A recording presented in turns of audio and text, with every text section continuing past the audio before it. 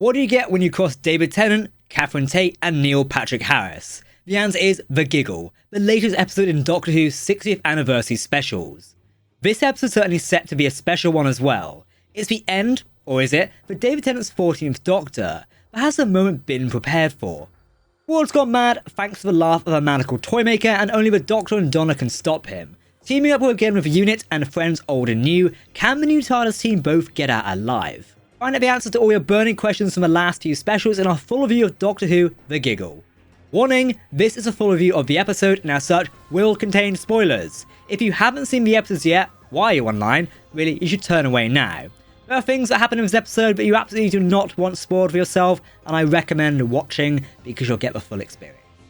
Now that's out of the way, if you're still here, hello, let's get into it. Greetings everyone, I'm Jack and welcome to Tardis Central. Wow, what an episode. Get typing your thoughts down below in the comment section. But before we jump into a review, you know we always ask you this. It would mean the world to us if you could hit that subscribe button. We're heading towards Christmas with a brand new Doctor Who episode and a whole new era of Doctor Who with Ncuti Gatwa. It's going to be amazing. Hit that subscribe button right here. I can't wait to share the journey with you all. It is going to be fantastic. Okay, Alan Z. The episode opens in Soho 1925. It features Charles Emilio as Charles Bandry, walking into a toy shop we've all seen in the trailers. Or for those of us in Bristol, we actually saw on a street. It was pretty cool. He speaks of Neil Patrick Harris's Toymaker, who's hammering it up in his ridiculous German accent. It's just perfect for a show like Doctor Who, which thrives on being a little camp, and we get more and more of that. He teases Bandry about the doll, claiming he stole the hair from someone who's not going to miss it. It's just the right sort of threatening to set him up as a villain of the episode. Throughout the whole scene, he's absolutely chilling. Back at the workshop, Bandry meets up with his boss, John Logie Baird. He's played by the same man from Russell T Davies' other series, Nolly, this being John McKay. The puppet almost catches fire before letting out a laugh. This is actually a historical moment, being the first televised image in television history. Yes, really. You gotta love it when Doctor Who delves into history and incorporates it into the episode itself. Pretty cool. Okay, back to the present, we then cut to the Doctor who's walking through the chaos through Camden from the end of the last episode, aka Wild Blue Yonder. It's just as explosive as you want, with so many moving pieces that make the whole thing beyond enthralling. This was actually filmed here in Bristol, which is where we are currently based. Honestly, being on set and watching this was fantastic. Unfortunately, Wilfred Mott is not in this episode, as shown in Russell T Davies said, the only scene he was able to concrete and basically film before he died was the one from the end of Wild Blue Yonder. To move him out of this episode, they used a body double for a couple of shots and some archive audio for what seems to be the Poison Sky. If you caught it, well done. It's a shame we couldn't get him, but at least he's technically there in spirit. Now, Unit interrupts the scene and it really gets the episode moving. They come in with the old Unit themes from the previous Russell T Davies episode.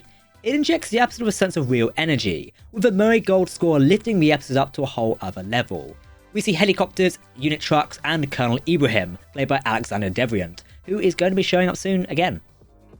The unit base is really where a lot of this episode's events are explained. We get a proper look at how the unit soldiers are able to avoid going mad. As we predicted, this is because they've got armbands. They're called a Z-Dex and are something a unit have tried to bring out worldwide.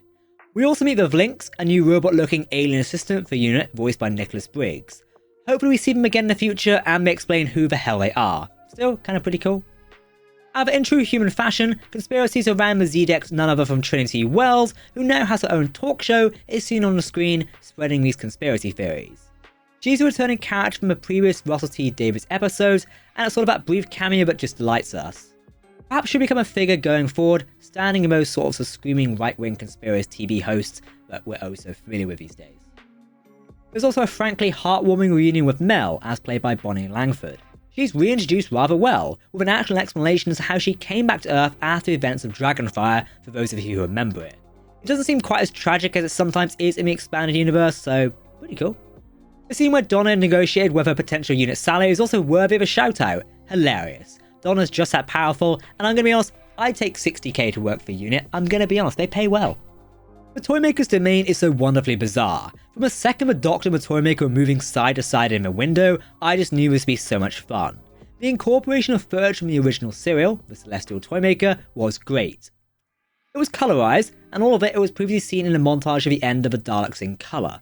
The corridors looping onto one another, which is certainly the same set shot from different angles. You gotta love it when Doctor Who finds a cheap solution to a problem like that. The Doctor and Donna are separated, left to wander through the Toymaker's domain alone. Alone, they find their own battles to fight. The Doctor runs back into Bandry, and in one of the episode's scary sequences, he's been turned into a puppet. This is where the shot of the Toymaker looming over everything comes from, as the puppet even briefly turns into David Tennant's 14th Doctor. The whole thing is kind of unsettling. Meanwhile, Donna finds Stooky Sue, the wife of Stooky Bill from earlier, and their children. This whole scene was just plain weird, and in the best possible way, I love it when Doctor Who dips into the toes of horror, and with the increased budget, it's also able to do that bigger and better than ever before. Hopefully these brief flashes of the episode are a sign of things to come.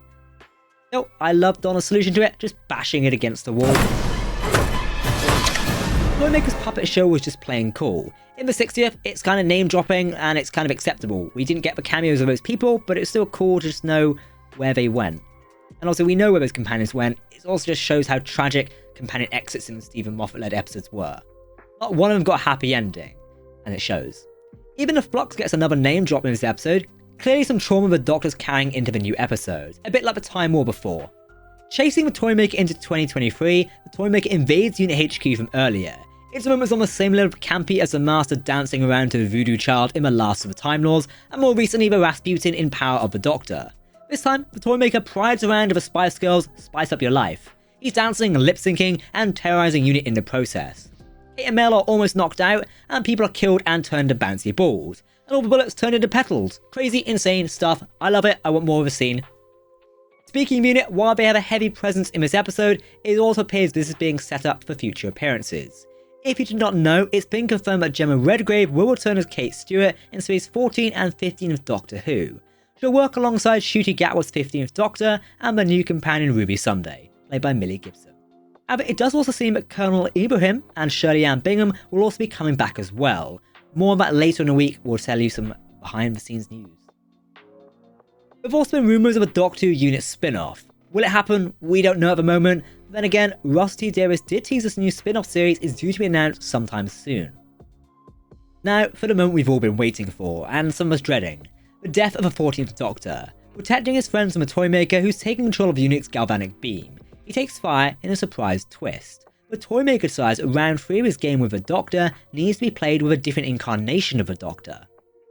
The scene's a bit of a tearjerker. Regeneration energy is buzzing around the Doctor just as we see in the trailer. His companions, Donna and Mel, approach him to make sure he isn't dying alone. Except, something's wrong. Even with the Alonzi line, and it's time to go clearly being our time to go, David Tennant's still standing here. Ncuti Gatwa's entrance briefly being conjoined with Tennant's Doctor was really different. The concept of bi-regeneration is a new one, but it did create the most original regeneration scene of the revival.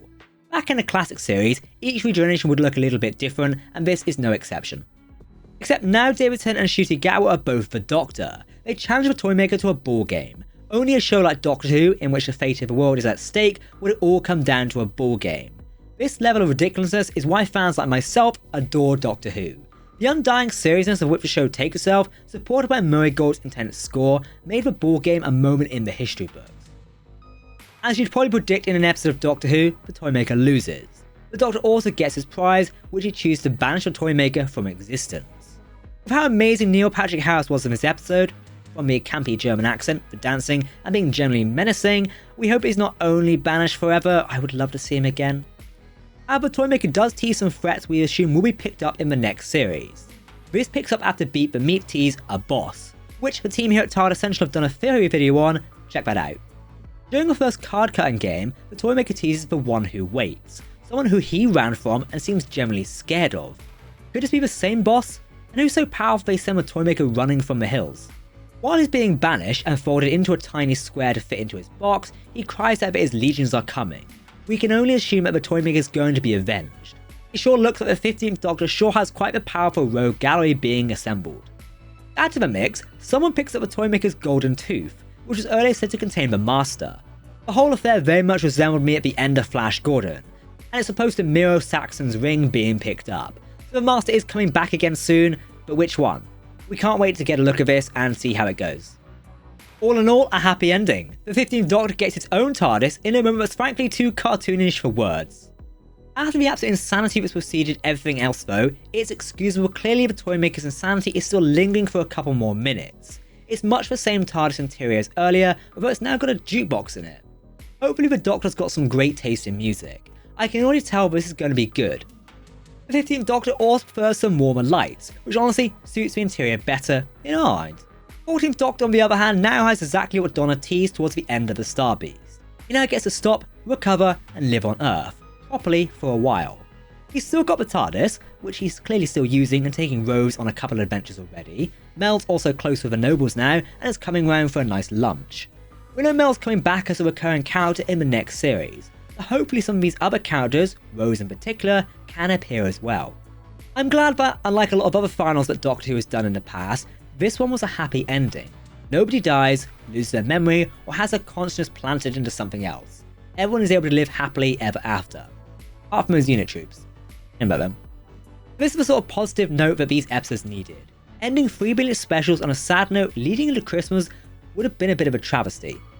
Overall, this episode was absolutely insane. The director, Chanya Byrne, tapped into everything wild, crazy and camp in the Whoniverse. It acted as a lovely final, creating a real trilogy of adventures all feeding into one another. Ross T. Davis has crafted a wonderful series and each of these episodes has been so innovative and forward-looking. We're really looking forward to the next series now, and we don't have that long to wait. A little over 2 weeks to go until Doctor Who returns again, at Christmas with a church on Ruby Road. So, what do you think of a Giggle? Did this final special hold up to our other Doctor Who Regeneration episodes, and what do you think of the incoming era of the series? This is the next era of Doctor Who, you better be excited. If you've made it this far into a review of Doctor Who's with Giggle, then comment meep meep in the comment section. If you want to keep up to date on all the latest Doctor Who news, lore and more, then hit that subscribe button to never miss a video from the team here at Tardis Central. You can also follow us on social media for daily updates on the Doctor Who universe. But for now, I've been Jack, thank you for watching, and we will see you very soon with Christmas special and more. Allons-y.